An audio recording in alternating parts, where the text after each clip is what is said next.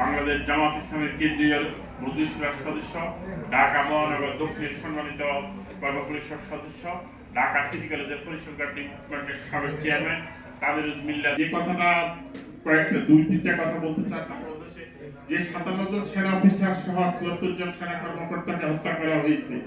আমার কাছে ব্যক্তিগতভাবে মনে হচ্ছে এই পিলখানা হত্যাকাণ্ডের মধ্য দিয়ে বাংলাদেশের প্রতিরক্ষাকে দুর্বল করা হয়েছে, যাতে ভারতীয় আধিপত্যবাদ এই দেশে প্রভাব বিস্তার করতে পারে। সেই কারণে এই পিলখানা হত্যাকাণ্ড সংঘটিত।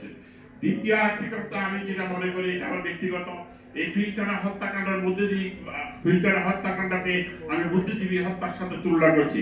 যাদেরকে যে চৌকস সেনা কর্মকর্তাদেরকে হত্যা করা হয়েছে তারাই জাতির মেধাবী সন্তান, তারাই জাতির সোনালী সন্তান, তারা স্বর্ণের মতো সন্তান। এদের অনেক মূল্যায়ন জাতিকে আগামী দিনে নেতৃত্ব দিয়ে জাতির উন্নত থেকে উন্নত পথে নিয়ে যেত।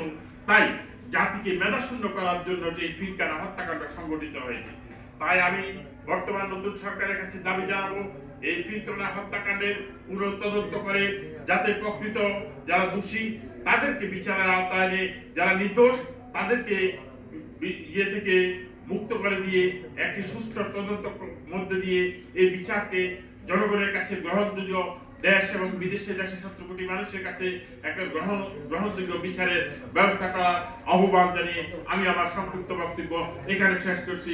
খোদা হাফেজ। বাংলাদেশ জিন্দাবাদ।